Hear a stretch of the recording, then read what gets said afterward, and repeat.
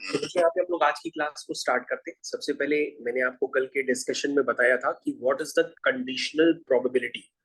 तो conditional probability का discussion मैंने आपके साथ काफी देर तक कल किया था और मैंने बताया था कि कंडीशनल प्रोबेबिलिटी को रिप्रेजेंट कर सकते हैं किससे, पी ए बाई बी से रिप्रेजेंट कर सकते हैं। इसका मतलब होता है probability of occurrence of A when B has already occurred. उसको हम रिप्रेजेंट करते हैं पी ए बाई बी से, जिसको हम लोग कहते हैं कंडीशनल प्रोबेबिलिटी। अगर हमको उसको कैलकुलेट करना हो तो ये होता है P A intersection B divided by P B. और अगर हमें इसका जस्ट रिवर्स लिखना हो, P B by A, that means B के होने की प्रोबेबिलिटी जब ए हो चुका हो, तो उसको हम लोग लिखते हैं P A intersection B divided by P A. तो ये दोनों स्टेटमेंट मैंने कल आपको काफी डिस्क्रिप्टिव वे में बताए थे और इनके यूज हम क्वेश्चंस में कैसे करेंगे वो भी मैंने आपको बताया था। तो ये दोनों एप्लीकेशंस होपफुली आपको फॉर्मूले पता होंगे और मैंने आपको हैशटैग करके एक रिलेशन बताया था कि अगर if A and B are independent events, याद रखिएगा मैंने कल आपको बताया था कि यदि ए और बी क्या होते हैं, इंडिपेंडेंट इवेंट्स होते हैं, तो ए के होने की प्रोबेबिलिटी बी पे नहीं डिपेंड करती और बी के होने की प्रोबेबिलिटी ए पे डिपेंड नहीं करती। दैट मीन्स जो पी ए बाई बी है वो पी ए ही हो जाएगा और P B by A B जो है वो पी बी हो जाएगा। इस बात को समझने की कोशिश करिए, इस बात को समझने की कोशिश करिए। कहने का मतलब ये है कि आपने जो लिखा था कि what is P A by B, वो होता है P A intersection B divided by P B, जिसमें ए और बी आपस में डिपेंडेंट होते हैं। लेकिन अगर मैंने कह दिया कि ए और बी आपस में इंडिपेंडेंट है, तो यहाँ पे जो पी ए बाई बी है वो पी ए के इक्वल हो जाएगा। ठीक है, और अगर हम इस रिलेशन को रीराइट करेंगे और इसको क्रॉस मल्टीप्लाई करेंगे तो हमारे पास आ जाएगा कि जो पी ए इंटरसेक्शन बी है वो किसके इक्वल होगा, वो इक्वल होगा P A into P B के। जरा आप ये रिलेशन को ध्यान से समझिए कि पी ए इंटरसेक्शन बी किसके इक्वल हो जाएगा, P A into P B. मतलब आपको ये याद रखना होगा कि आप कंडीशनल प्रोबेबिलिटी का स्टेटमेंट जानते हैं पहले से, वो होता है P A by B is equal to P A intersection B divide by P B. लेकिन अब आपको और क्या याद रखना होगा, आपको ये भी साथ में याद रखना होगा कि यदि ए और बी इंडिपेंडेंट इवेंट्स हैं तो ए के होने की प्रोबेबिलिटी बी पे नहीं डिपेंड करती, तो हम पी ए बाई बी को पी ए लिख देते हैं। और अगर हम क्रॉस मल्टीप्लाई करते हैं तो आपके पास एक रिलेशन आ जाता है। क्या रिलेशन आता है कि P A intersection B is equal to P A into P B.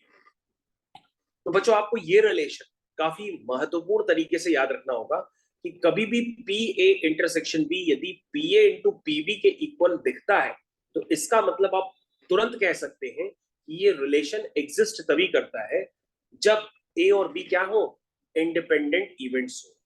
क्या हो, when A and B are independent events, ये रिलेशन तभी एग्जिस्ट करता है। अब बच्चों ये रिलेशन तो हमने समझ लिया क्या है ये रिलेशन। इस रिलेशन को जानने के बाद हम एक क्वेश्चन करते हैं, उससे हमको अंदाजा लगेगा कि क्वेश्चन में क्या करना है। जैसे मैंने आपको एक क्वेश्चन दिया कि आपके पास पी ए की वैल्यू कितनी है, 3/5, पीबी की वैल्यू कितनी है, 1/5। कह रहा है find P A intersection B if A and B are independent events. तो तुम कहोगे सर ये तो एकदम हलवा पूरी क्वेश्चन हो गया।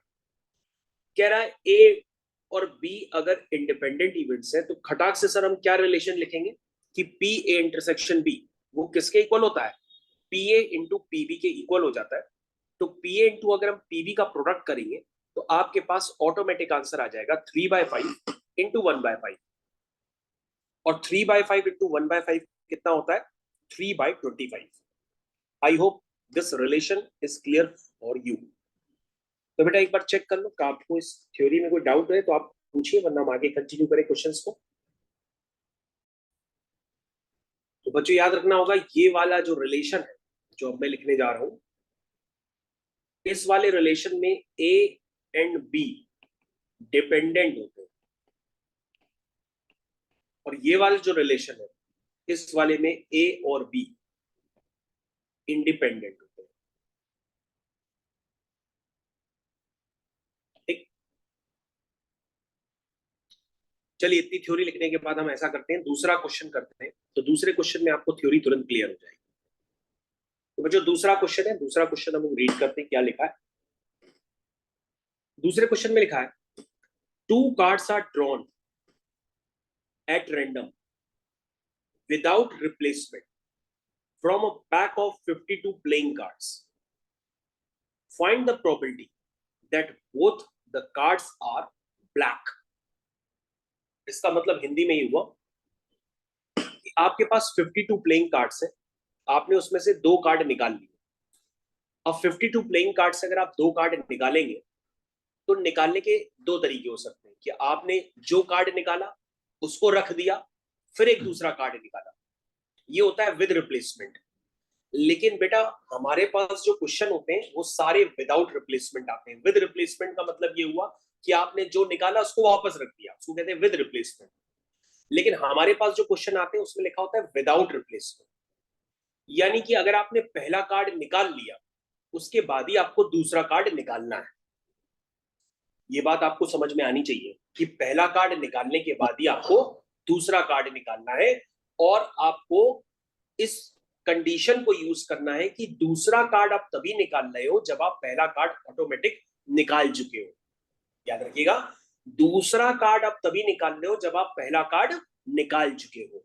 तो अगर आप हमारे स्टेटमेंट की तरफ ध्यान देंगे तो हमारे स्टेटमेंट इंडिकेट कर रहे हैं कि कंडीशनल प्रोबेबिलिटी की तरफ। यानी अगर हम यहां पर ए और बी 2 इवेंट सिलेक्ट कर लें, जिसमें ए इवेंट होगी कि पहला आपने ब्लैक कार्ड निकाला, और बी इवेंट होगी कि आपने दूसरा ब्लैक कार्ड निकालना। ठीक है, लेकिन अगर मैं आपसे पूछूं कि ए और बी के होने की प्रोबेबिलिटी क्या क्या है, तो तुम कहोगे सर पहला ब्लैक कार्ड निकालना तो बहुत आसान है, क्योंकि सर आपके पास टोटल 52 कार्ड होते हैं और आप हमको उसमें रटवा चुके हैं कि ब्लैक कार्ड जो होते हैं वो 26 होते हैं और रेड कार्ड भी 26 होते हैं। तो सर अगर आपके पास ए कोई इवेंट है जिसको आप इंडिकेट कर रहे हैं कि वो ए इवेंट जो है पहला ब्लैक कार्ड निकालने की प्रोबेबिलिटी है, तो बेटा ब्लैक कार्ड टोटल कितने होते हैं उसमें 26 होते हैं। टोटल में से कितने होते हैं 52 में से होते हैं। तो ये आपने पहला ब्लैक कार्ड निकाला, तो पहले ब्लैक कार्ड की निकालने की प्रोबेबिलिटी है 26/52।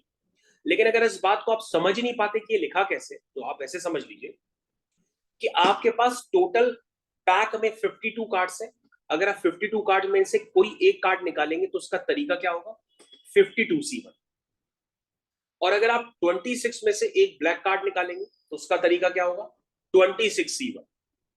और बच्चों मैंने आपको रटवा रखा है कि NC1 की वैल्यू n होती है, यानी कि 26C1 की वैल्यू कितनी होगी 26 होगी, और 52C1 की वैल्यू कितनी होगी 52 होगी।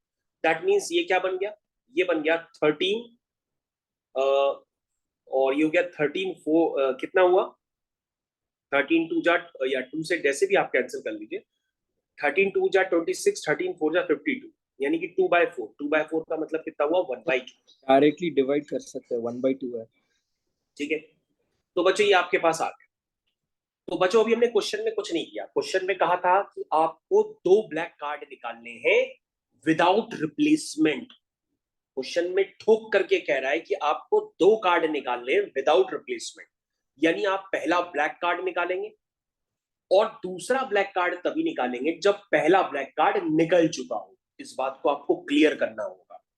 अब ध्यान से सुनिएगा बच्चों, अब आपको बी एक इवेंट है जिसमें आप दूसरा कार्ड निकालेंगे, लेकिन कब निकालेंगे जब ए इवेंट हो चुकी हो। यानी अब आप यहां पर क्या कैलकुलेट करने वाले हैं, अब आप कैलकुलेट करने वाले हैं पी बी बाई ए। यानी कि पी बी बाई ए का क्या मतलब हुआ, पी बी बाई ए का मतलब हुआ कि आप यहां पर ब्लैक कार्ड निकालेंगे, है ना। कब, जब पहला ब्लैक कार्ड निकल चुका हो। पी बी बाई ए का मतलब क्या हुआ कि अब आप दूसरा ब्लैक कार्ड निकालेंगे जब पहला ब्लैक कार्ड निकल चुका हो। बेटा अगर आपके पास सैंपल स्पेस में 52 कार्ड्स हैं और उसमें से एक कार्ड कम हो चुका है, तो अब आपके पास कितने कार्ड बचेंगे? 51। तो 51 में से एक कार्ड निकालने के नंबर ऑफ वेज कितने होंगे? 51C1। ये हो गया टोटल नंबर ऑफ वेज।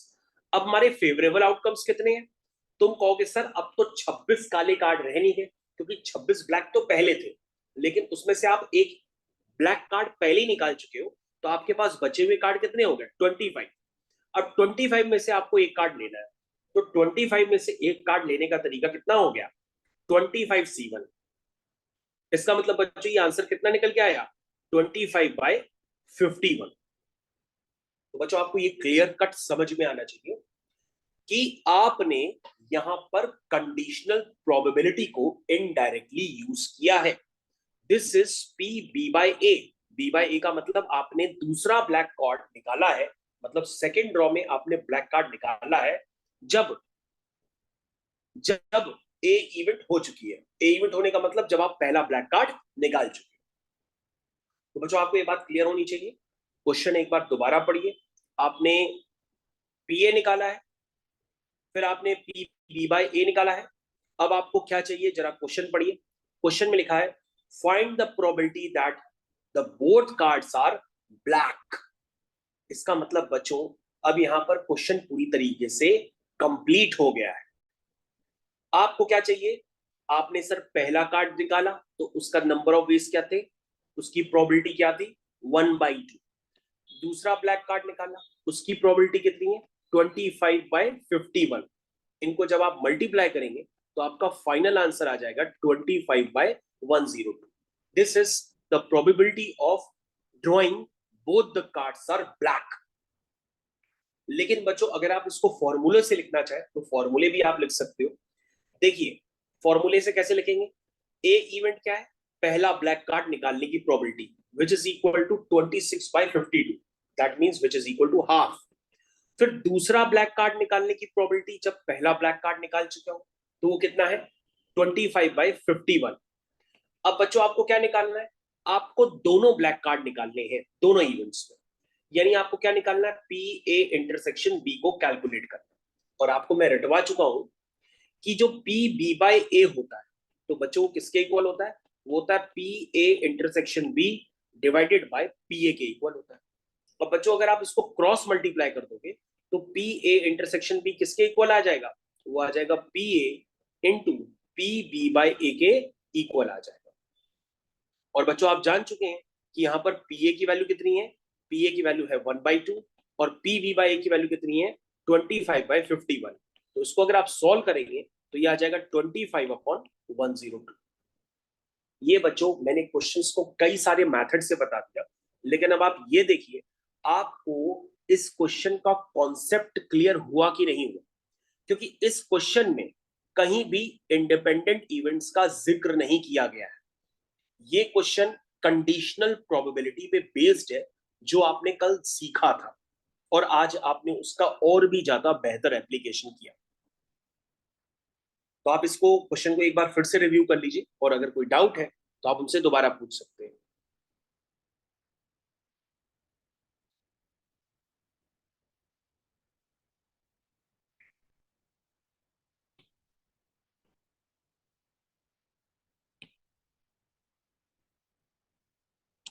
ये आपका क्वेश्चन है।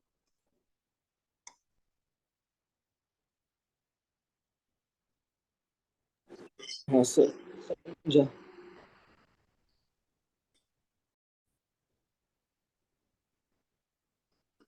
बच्चों आपके पास है क्वेश्चन नंबर 5, जिसका अभी हम डिस्कशन करने जा रहे हैं। इसमें लिखा है a die marked 1 2 3 in red 4 5 6 in green is tossed. तो बच्चों बच्चों अगर आपने कभी भी डाई नहीं देखा है तो आप उसको हाथ में उठा लीजिए और डाई में देखिए कि आपको जहां पर 1 2 3 लिखा हुआ है उस पर आप रंग कर दीजिए रेड कलर का, और 4 5 6 पर रंग कर दीजिए ग्रीन कलर का। कह रहा टॉस करिए उसको। टॉस करने के बाद उसने कहा ए कोई इवेंट है, वन ऑफ द इवेंट। उस इवेंट का क्या नाम है? कि द नंबर इज इवन। कह रहा ए कोई ऐसी इवेंट है कि अगर हम उसको टॉस करते हैं तो इवन नंबर आता है। तो बेटा टोटल नंबर कितने हैं? तुम कहोगे सर टोटल नंबर 6 है। तो 6 में से एक इवन नंबर आने की प्रोबेबिलिटी कितनी है? तो तुम कहोगे सर इवन नंबर कितने हैं? चेक करिए जरा, इवन नंबर 1 2 3 4 5 6 में कितने हैं? तो तुम कहोगे सर इसमें इवन नंबर है एक 2, एक 4 और एक 6। तो तुम कहोगे सर पीए तो हमने निकाल दिया, यानी कि इवन नंबर आने की प्रोबेबिलिटी है सर हाफ। ठीक है, फिर कह रहा कोई बी भी इवेंट है, वो क्या है? The number is red. तो बी इवेंट आने की प्रोबेबिलिटी क्या हो गई? बी इवेंट आने की प्रोबेबिलिटी हो गई क्या है? The number is red. तो टोटल नंबर कितने हैं? 6। तो 6 में से रेड नंबर आने की प्रोबेबिलिटी कितनी है? रेड वाले कितने हैं? एक है 1, एक है 2 और एक है 3, यानी रेड नंबर आने की प्रोबेबिलिटी हो गई 3/6। दैट मीन्स ये भी हो गई 1 और 2। अब बच्चों हम निकालते हैं P A intersection B. P A intersection B आप कैसे निकालेंगे? आप सोच के बताएंगे। तुम कहोगे सर इंटरसेक्शन का मतलब होता है जो ए और बी दोनों में कॉमन है। तो हमने कहा बेटा ए इवेंट क्या थी? तो तुम कहोगे सर ए इवेंट थी कि नंबर इवन हो। बी इवेंट क्या है? नंबर रेड हो। अगर हम दोनों को कंबाइन करेंगे, कॉमन करेंगे, तो क्या कहेंगे? हम कहेंगे भाई नंबर इवन भी हो और रेड भी हो। तो बताओ इवन और रेड दोनों हो तो वो कितने हैं? तो तुम कहोगे सर इवन भी हो और रेड भी हो, तो वो तो सर सिर्फ अकेला 2 ही है, क्योंकि 2 रेड भी है और 2 इवन भी है। तो हमने कहा ए और बी के इंटरसेक्शन के होने की प्रोबेबिलिटी बताओ। इसका मतलब ए इवेंट भी होनी चाहिए, साथ में उसमें बी इवेंट भी होनी चाहिए। दैट मीन्स इवन नंबर भी और रेड भी हो। तो तुम कहोगे सर इवन में रेड नंबर तो सिर्फ 2 ही है, यानी एक नंबर है। कितने में से? 6 में से। इसका मतलब पी ए इंटरसेक्शन बी कितना हो गया? 1/6। अब हमसे पूछ रहा है कि बताओ क्या ए और बी इंडिपेंडेंट इवेंट्स हैं? तो तुम कहोगे सर चेक करते हैं कि अगर पी ए इंटू पीबी का प्रोडक्ट करो, पी ए इंटू पीबी का प्रोडक्ट, कहोगे sir P A into PB का प्रोडक्ट आ रहा है 1/4। लेकिन सर अगर पी ए इंटू पीबी का प्रोडक्ट किसके इक्वल आता? पी ए इंटरसेक्शन बी के, तो वो तो सर इंडिपेंडेंट इवेंट्स होती। लेकिन sir P A into PB का प्रोडक्ट 1/4 आ रहा और पी ए इंटरसेक्शन भी कितना है? 1/6। तो इसका मतलब यहां पर P A intersection B P A into PB के इक्वल नहीं हुआ। दैट मीन्स ए और बी क्या है? इंडिपेंडेंट इवेंट्स नहीं है। A and B are not independent events. तो आपसे पूछा था ये है कि नहीं, हो गया। ठीक है बेटा, समझ में आ गया? हाँ सर। ओके, तो बेटा ये करते चलो साथ ही साथ में, क्योंकि काफी ऐसे क्वेश्चंस करा रहे हैं जिनको करने के बाद आपसे एक्सरसाइज के क्वेश्चन बहुत स्पीड में होंगे। अब आपको बेटा यहाँ पर करना है क्वेश्चन नंबर 6। तो क्वेश्चन नंबर 6 आपकी स्क्रीन पे लिखा हुआ है, आप उसको ट्राई करना स्टार्ट करें। तो बच्चों आपके पास था क्वेश्चन नंबर 6। तो क्वेश्चन नंबर 6 को आपने देखा कि आपके पास क्या गिवन है? आपके पास गिवन है PE which is equal to 3/5। मैं इसका सॉल्यूशन थोड़ा सा टॉप पे लिखता हूँ। इसका सॉल्यूशन है पीई इज इक्वल टू 3/5, ये गिवन है। पीएफ, ध्यान से देखिएगा, पीएफ आपके पास गिवन है 3/10। पीई गिवन है, पीएफ गिवन है और पीई इंटरसेक्शन एफ भी गिवन है। अरे वाह, यहाँ पे तो मेहनत ही नहीं करनी है। पीई इंटरसेक्शन एफ तो पहले से गिवन। अब ये पूछ रहा है क्या ई और एफ इंडिपेंडेंट इवेंट्स हैं? तुम कहोगे सर हम पीई इंटू पीएफ का प्रोडक्ट निकाल लेते हैं।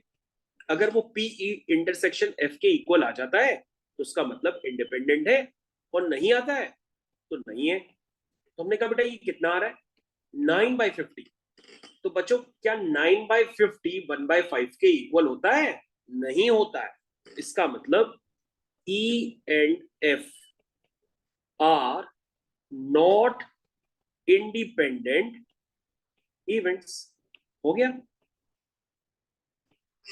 तो बच्चों जब आप अपनी कोर्स बुक देखेंगे तो कोर्स बुक में इंडिपेंडेंट इवेंट्स और कंडीशनल आइडेंटिटीज के लिए बहुत हाईलाइट किया गया है, तो आप पहचानने की कोशिश करिए। कि अगर आपको इंडिपेंडेंट इवेंट्स की कंडीशन क्रिएट करनी है तो उसमें आपको सिर्फ इतना ही करना होता है कि यदि P A intersection B P A into P B के इक्वल आ जाता है तो हमारी इवेंट्स जो होती है वो इंडिपेंडेंट इवेंट्स कहलाती है। मेरे ख्याल से यहां पे नहीं है तो आंसर लिखा है नॉट इंडिपेंडेंट। अब बच्चों आपको यहाँ पर आपने अगर आपने कोर्स बुक देखी होगी तो कोर्स बुक में आपको दिखा होगा कि वहां पर मैंने जब आपको कोर्स बताया था तो आपकी कोर्स बुक में म्यूचुअली एक्सक्लूसिव इवेंट्स भी लिखी हुई थी। तो बच्चों अब आप यहाँ पे सीखना चाहते हैं कि इंडिपेंडेंट इवेंट्स की कंडीशन आप सीख चुके हैं, लेकिन म्यूचुअली एक्सक्लूसिव इवेंट्स के लिए आपको अलग से क्या सीखना पड़ता है वो देखिए। बच्चों अब याद रखिएगा, अगर हमारी इवेंट्स ए और बी म्यूचुअली एक्सक्लूसिव है, भाई ए और बी अगर इंडिपेंडेंट है तो आप पहले ही सीख चुके हो कि A intersection B is equal to P A into P B.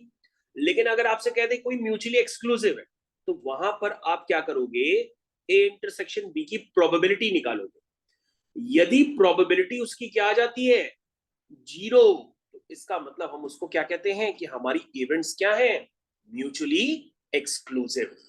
तो बच्चों मैं यहाँ पे स्पेसिफाई आपको करके लिख देता हूं, आप उसको ध्यान दीजिए। For mutually exclusive events, for mutually exclusive events P A intersection B is equal to zero. और हैशटैग करके हम दोबारा फिर से पॉइंट लिख देते हैं, for independent, for independent events PA intersection B is equal to PA into PB। तो बच्चों अब आपके पास एक पॉइंट इसमें ऐड हो गया है, mutually exclusive events. Mutually exclusive events का मतलब क्या हुआ कि ए और बी का जो इंटरसेक्शन होगा वो बेसिकली किसके इक्वल हो जाएगा, जीरो के इक्वल हो जाएगा। अब बच्चों अगर अभी बात जान चुके तो अब आपके पास ये क्वेश्चन नंबर 7 है, इसको हम कंप्लीट करना स्टार्ट करते हैं। तो बच्चों जब आप इसको कंप्लीट करेंगे तो आपका यहाँ पे ध्यान जाएगा कि पी ए आपके पास गिवन है 1/2, P A intersection B given है आपके पास 3/5, पी बी गिवन है आपके पास, ध्यान से देखिए, पी पी बी कितना गिवन है आपके पास, पी कह रहा find P if they are mutually exclusive और इंडिपेंडेंट इवेंट्स। तो बच्चों आपको यहां पर ध्यान से देखना है, आपको यहाँ पे पी निकालना है। तो तुम कहोगे सर पी कैसे निकाले, सच दैट म्यूचुअली एक्सक्लूसिव और इंडिपेंडेंट इवेंट्स हो। तो बच्चों अगर आपको पी निकालना है सच दैट वो इवेंट्स अगर म्यूचुअली एक्सक्लूसिव है, तो मैंने तो अभी आपको कंडीशन बता दी कि म्यूचुअली एक्सक्लूसिव इवेंट्स के लिए आपको ए इंटरसेक्शन बी की वैल्यू क्या यूज करनी है, जीरो यूज करनी है। क्या यूज करनी है, जीरो। अब बच्चों हमको जल्दी से बताइए कि पी ए इंटरसेक्शन बी यदि आपका जीरो हो गया तो पी की वैल्यू क्या होगी, ये आप सोच के बताइए। तो आप क्या स्टैंडर्ड यूज करेंगे, आप कहोगे सर स्टैंडर्ड क्या होता है, स्टैंडर्ड होता है, यहां पे देखिए मैं आपको लिख के दिखा रहा हूं कि पी ए यूनियन बी किसके इक्वल होता है, P A plus P B minus P A intersection B. ये सभी लोग जानते हैं, नहीं जानते हैं तो ये एडिशन फॉर्मूला मैंने आपको कल भी दिखाया था वेन डायग्राम्स। तो आपको वेन डायग्राम पता होना चाहिए, याद होना चाहिए कि मैंने आपको वेन डायग्राम में क्या बताया था। तो वेन डायग्राम मेरे ख्याल से सभी बच्चों को याद आ गया होगा। और बच्चों यहाँ पे थोड़ा सा सही कर लीजिएगा, ये जो पी ए इंटरसेक्शन बी है वो basically P A union B है, इसको मैं करेक्शन कर दिया, इस करेक्शन को मैंने थोड़ा सा बड़ा भी कर दिया, पी ए यूनियन बी है ये, ठीक है। अब चेक करिए कि पी ए यूनियन बी, मैंने आपको कल भी बताया था पी ए यूनियन बी किसके इक्वल होता है, वो होता है P A plus P B minus P A intersection B, ये इसके इक्वल होता है। तो बच्चों पी ए यूनियन बी कितना गिवन है, 3/5, पी ए कितना है 1/2, पी बी कितना है पी है, और P A intersection B mutually exclusive events के लिए क्या होता है, जीरो होता है। क्या होता है, जीरो होता है। तो यहां से बच्चों पी की वैल्यू कितनी आ जाएगी, वो आएगी 3/5 माइनस 1/2। इसको एलसीएम ले लीजिए तो ये 10 आएगा, 5 2 जा 10, 2 3 जा 6, 2 5 जा 10, 5 1 जा 5, दैट मींस ये आंसर कितना आ गया 1/10। इसका मतलब म्यूचुअली एक्सक्लूसिव इवेंट्स की कंडीशन लगा करके मैंने पी की वैल्यू निकाल ली। अब बच्चों ये आपका फर्स्ट पार्ट कंप्लीट हुआ। सेकंड पार्ट को आप कैसे कंप्लीट करेंगे? आप कहेंगे कि सर सेकंड पार्ट में इंडिपेंडेंट इवेंट्स मान के करना है। तो इंडिपेंडेंट इवेंट्स के लिए बच्चों क्या कंडीशन बताई थी, बताइए। इंडिपेंडेंट इवेंट्स के लिए मैंने आपको बताया था कि ए इंटरसेक्शन बी किसके इक्वल होता है? पी ए इंटू पीबी के इक्वल होता है। क्या ये बात सबको याद है? सबको याद है ना? ये कंडीशन होती है भाई, पी ए इंटरसेक्शन बी किसके इक्वल होता है? पी ए इंटू पीबी के इक्वल होता है। तो बच्चों जल्दी से अगर पी ए इंटरसेक्शन बी हम निकालेंगे तो वो पी आपके पास कितना गिवन है? 1/2। पीबी कितना गिवन है? पी। यानी पी इंटरसेक्शन बी आपको क्या यूज करना होगा? P A into PB which is equal to p/2। अब बच्चों हम इसको यूज कर चुके हैं इंडिपेंडेंट इवेंट्स की कंडीशन, फिर से हम फॉर्मूला यूज करेंगे। This is P A union B is equal to P A plus PB minus P A intersection B. लेकिन अभी मैं आपको बता चुका हूं बच्चों, पी ए इंटरसेक्शन बी को आप पी ए इंटू पीबी लिख देंगे, क्योंकि इंडिपेंडेंट इवेंट्स के लिए हम पी ए इंटरसेक्शन बी को पी ए इंटू पीबी लिखते हैं, और म्यूचुअली एक्सक्लूसिव इवेंट्स के लिए हम पी ए इंटरसेक्शन बी को 0 लिखते हैं। तो पी ए यूनियन बी कितना हो गया बच्चों? जल्दी से बता दीजिए, पी ए यूनियन बी कितना है? वो है आपका 3/5। पी ए कितना है? 1/2। पीबी कितना है? पी। और पी ए इंटरसेक्शन बी किसके इक्वल होता है? पी इंटू पीबी के, वो आ गया p/2। इसको बच्चों आप जल्दी से सॉल्व करेंगे तो ये हो जाएगा 3/5 is equal to 1/2, p minus p/2 which is equal to p/2। तो ये हो जाएगा 3/5 minus 1/2 is equal to p/2। इसको सॉल्व कर लेते हैं। 5 और 2 का एलसीएम कितना हुआ? 10। 5 2 जा 10, 2 3 जा 6, 2 5 जा 10, 5 1 जा 5। यानी p बाय जो बेसिकली आपका p/2 है वो कितना आ गया? p/2 आपका निकल करके आ गया 1/10। इसका मतलब p यहां से कितना आ गया? p यहां से आ गया 2/10। 2/10 का मतलब p कितना आ गया? 1/5। तो बच्चों मैंने दोनों केसेस में p की वैल्यू निकाली। एक केस में p की वैल्यू आई 1/10, कब? जब हमारी इवेंट्स कैसी हैं? Mutually exclusive. और जब हमारी इवेंट्स कैसी हैं? Independent events. तो मैंने p की वैल्यू 1/5 निकाली।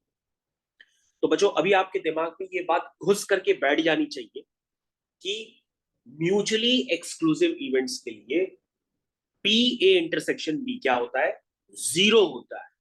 और इंडिपेंडेंट इवेंट्स के लिए P A intersection B P A into PB के इक्वल होता है। मेरे ख्याल से आपको ये बात याद आ गई, आप समझ गए हैं? समझ गए?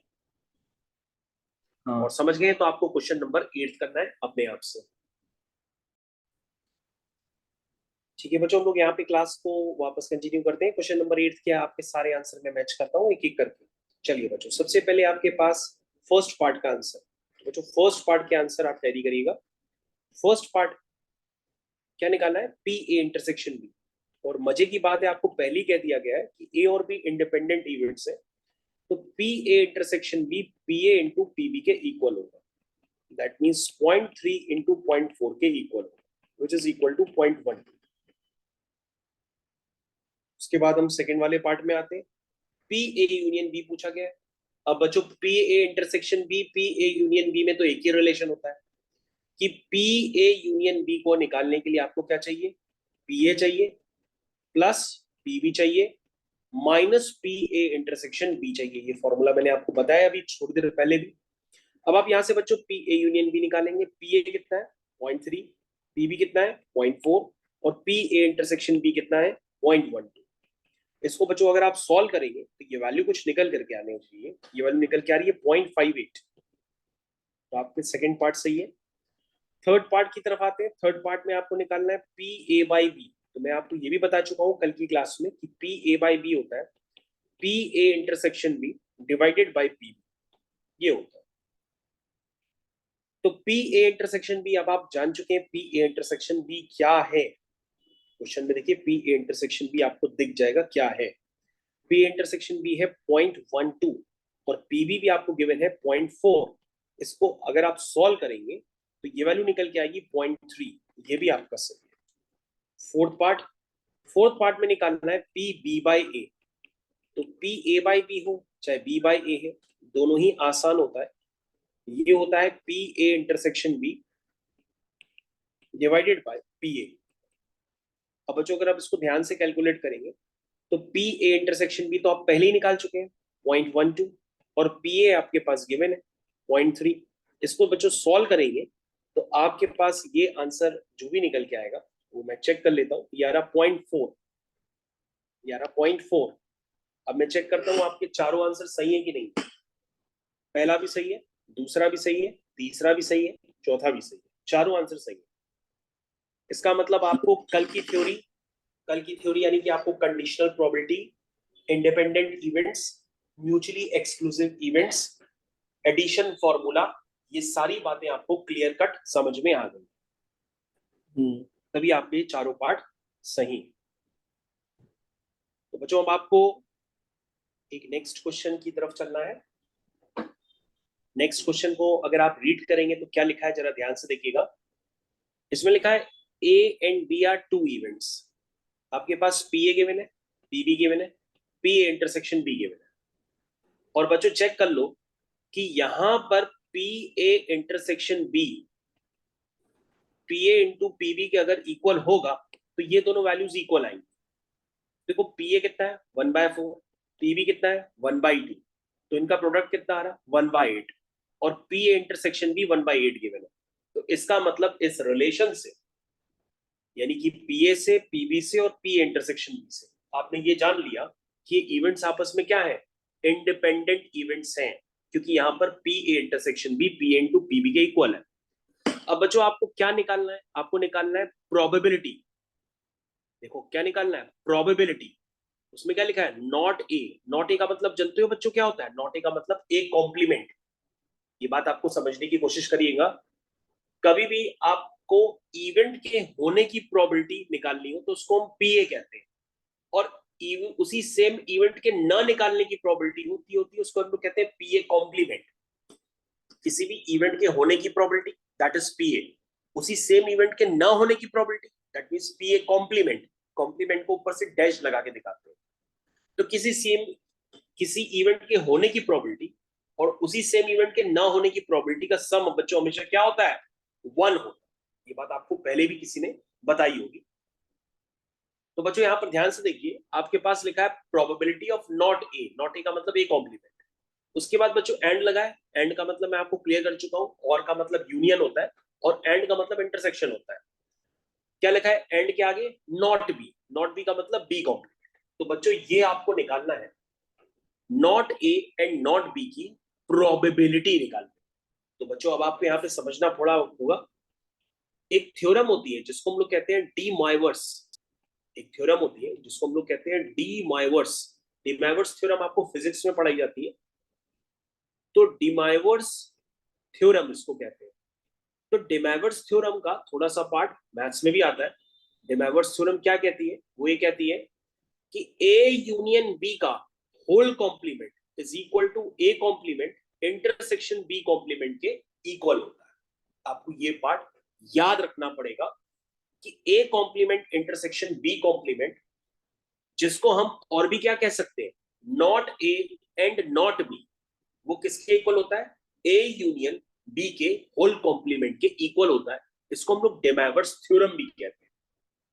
तो इसका मतलब बच्चों अगर आपको not A and not B लिखा हुआ है तो आप इसको और भी क्या लिख सकते हो, आप इसको डी मॉयवर्स थ्योरम को यूज करके लिख सकते हो ए यूनियन बी का होल कॉम्प्लीमेंट भी लिख सकते हो ना बच्चों। और बच्चों ध्यान से देखिए, मैंने अभी आपको बताया कि किसी भी इवेंट के होने की प्रोबेबिलिटी, लेट्स से वो इवेंट है ए यूनियन बी, उसी सेम इवेंट के ना होने की प्रोबेबिलिटी उसे कैसे दिखाते हैं, कॉम्प्लीमेंट से। उसका सम क्या होता है बच्चों, 1 होता है। इसका मतलब बच्चों ए यूनियन बी का होल कॉम्प्लीमेंट की जो प्रोबेबिलिटी होगी वो किसके इक्वल होगी, वो होगी 1 minus probability of A union B. इसका मतलब बच्चों not A and not B का मतलब क्या था, नॉट ए नॉट बी का मतलब हो गया A complement and B complement, जिसको आपने डी मॉयवर्स थ्योरम यूज करके क्या लिखा, ए यूनियन बी का होल कॉम्प्लीमेंट। अब आप इसको क्या लिख सकते हैं, अब आप इसको लिख सकते हैं 1 माइनस पी ऑफ ए, क्या लिख सकते हैं 1 minus P of A union B भी लिख सकते हैं। तो इसको हम 1 minus P A union B भी लिख सकते हैं। ठीक है बेटा। अब बेटा तुम्हें इस क्वेश्चन को एक बार ध्यान से देखना है और उनको बताना है कहां पे डाउट आएगा। जो थ्योरी बताई पहले कॉपी में लिख लो। तो यहाँ पे बच्चों आपको फाइनली कैलकुलेट क्या करना है, आपको फाइनली कैलकुलेट करना है पी ए यूनियन बी। तो जिस बच्चे ने इस डाटा को यूज करके पी ए यूनियन बी निकाल लिया, तो वो उसको 1 से माइनस करके क्या निकाल सकता है, A complement intersection B complement की प्रोबेबिलिटी भी निकाल सकता है। क्योंकि A complement intersection B complement की प्रोबेबिलिटी का मतलब क्या है, 1 minus P A union B. और पी ए यूनियन बी तो हर कोई बच्चा निकाल सकता है, क्योंकि पी ए यूनियन बी किसके इक्वल होता है, P A plus P B minus P A intersection B के इक्वल होता है। तो बेटा पी ए कितना है 1/4, पी बी कितना है 1/2, पी ए इंटरसेक्शन बी कितना है 1/8। इसको बच्चों अगर आप सॉल्व कर लेंगे तो ये वैल्यू निकल के आएगी 5/8।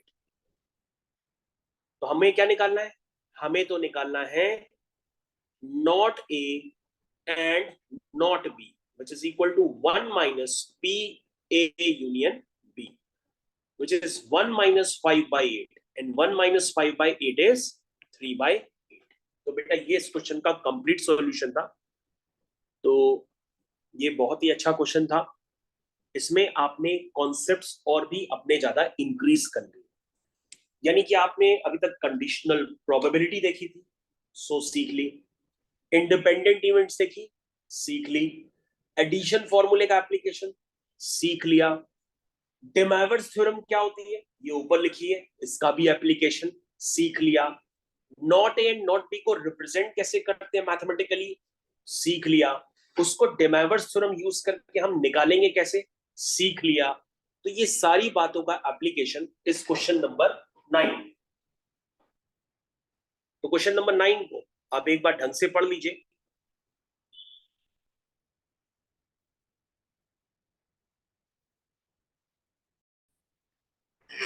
तो बेटा अगर आप ध्यान से देखें तो आपके पास क्वेश्चन में गिवन है कि आपका जो पीए है वो 1/2 है, जो पीबी है वो 7/12 है, और पी नॉट ए का मतलब ए कॉम्प्लीमेंट, और का मतलब क्या होता है यूनियन, नॉट बी का मतलब बी कॉम्प्लीमेंट। ये बच्चों आपके पास गिवन है, ध्यान से देखिएगा, ये डाटा आपके पास गिवन है। अब बच्चों आप ध्यान से देखो, डी मोइवर्स थ्योरम क्या होती है, डी मोइवर्स थ्योरम होती है A union B whole complement is equal to A complement intersection B complement. ये डी मोइवर्स थ्योरम का भी आपने एक रूप देखा था। इस रूप को हम बदल के बच्चों ऐसे भी लिख सकते हैं, आपको ध्यान देना होगा कि इसी थ्योरम में जहां यूनियन है उसको इंटरसेक्शन कर दो, जहां इंटरसेक्शन है उसको यूनियन कर दो, तो वो भी डी मोइवर्स थ्योरम होती है। That means A intersection B का whole complement is equal to A complement union B complement. तो बच्चों ये दोनों ही डी मोइवर्स थ्योरम है। आप पहली वाली को याद रखिए, दूसरी वाली तक पहुंचने के लिए आप यूनियन को इंटरसेक्शन से, इंटरसेक्शन को यूनियन से रिप्लेस कर दीजिए, तो आपके पास दूसरी वाली डी मोइवर्स थ्योरम आ जाएगी। ये दोनों ही डी मोइवर्स होती है। तो आप ध्यान से देखो बच्चों, आपके पास क्या लिखा है, आपके पास लिखा है ए इंटरसेक्शन, ध्यान से देखिए यहां पे क्या लिखा हुआ है, ये लिखा है नॉट ए और नॉट बी। तो नॉट ए और नॉट बी को आप क्या लिख सकते हैं, नॉट ए और नॉट बी को आप लिख सकते हैं, ध्यान से देखिए डी मोइवर्स थ्योरम का यूज करिए। नॉट ए और नॉट बी को आप क्या लिख सकते हो, आप इसको लिख सकते हो ए इंटरसेक्शन बी का होल कॉम्प्लीमेंट। दैट मींस ये वैल्यू आपके पास 1/4 गिवन। और आपने देखा था कि किसी भी इवेंट के होने की प्रोबेबिलिटी उसी सेम इवेंट के ना होने की प्रोबेबिलिटी का जो सम होता है वो 1 होता है। दैट मींस जो ए इंटरसेक्शन बी का कॉम्प्लीमेंट आप निकालेंगे तो उसको 1 में से माइनस करेंगे ए इंटरसेक्शन बी को। दैट मींस ये वैल्यू कितनी हो जाएगी, 1 minus P A intersection B. ध्यान से देखिए ये हो जाएगी 1 minus P A intersection B is equal to 1/4। That means बच्चों यहां से 1 माइनस 1/4 हो जाएगा 3/4, और आपके पास पी ए इंटरसेक्शन बी आ जाएगा। तो कहने का मतलब आपके पास जो इतनी इंफॉर्मेशन दी हुई थी वो पी ए इंटरसेक्शन बी निकालने के लिए दी हुई थी, और आपने पी ए इंटरसेक्शन बी निकाला, और निकालते समय डे मायवर्स थ्योरम के एप्लीकेशन को और भी सीखा। अभी आपने ऊपर सीखा था कि डे मायवर्स थ्योरम को लिखते हैं ए यूनियन बी का whole complement is equal to A complement intersection B complement. और दूसरी डे मायवर्स थ्योरम हम कैसे जनरेट करते हैं? जहां यूनियन होता है उसको इंटरसेक्शन कर देते हैं, जहां इंटरसेक्शन होता है उसको यूनियन कर देते हैं, दूसरी डे मायवर्स थ्योरम आ जाती है। ठीक है, ये क्या है? De Moivre's theorem. और आपने इसी डे मायवर्स थ्योरम का यहां पर यूज किया, और खटाक से ए नॉट और नॉट बी को आपने इस तरह से लिख दिया, और उसको 1 से माइनस करके आपने ए इंटरसेक्शन बी निकाल दिया। अब बच्चों क्वेश्चन तो यहाँ पे ओवर हो चुका है, क्योंकि क्वेश्चन में आपसे सीधा सीधा पूछा जा रहा है कि ए और बी इंडिपेंडेंट इवेंट्स हैं कि नहीं है। तो आप क्या करोगे? आप पी ए इंटू पीबी का सीधा सीधा प्रोडक्ट निकालोगे, यानी कि 1/2 इंटू 7/12। ये प्रोडक्ट आ रहा है 7/24। अब चेक करो क्या ये प्रोडक्ट 3/4 के इक्वल है? क्या ये product P A intersection B के इक्वल है? तुम कहोगे नहीं सर, ये पी ए इंटरसेक्शन बी के कहीं से इक्वल नहीं है। दैट मीन्स ए और बी इंडिपेंडेंट इवेंट्स नहीं है। ए और बी इंडिपेंडेंट इवेंट्स नहीं है। तो इस क्वेश्चन का आंसर आ गया, A and B are not independent events. तो बच्चों डे मायवर्स थ्योरम के यही दो स्टेटमेंट होते हैं जो आपने आज की क्लास में सीखे हैं, और कोई स्टेटमेंट नहीं होता है। बस डे मायवर्स थ्योरम को हम यूज करते हैं क्वेश्चंस को आसान करने में। तो आपने आज की क्लास में देखा कि उसको हम यूज कैसे करते हैं, और ये आपके वर्कड एग्जाम्पल्स में बहुत बेहतरीन तरीके से इस थ्योरम का यूज किया जाता है। जितना हमने बताया उतना ही करेंगे, लेकिन आपको समझ में आना चाहिए कि करेंगे कैसे। नॉट ए का मतलब होता है ए कॉम्प्लीमेंट, नॉट बी का मतलब होता है बी कॉम्प्लीमेंट। ठीक है।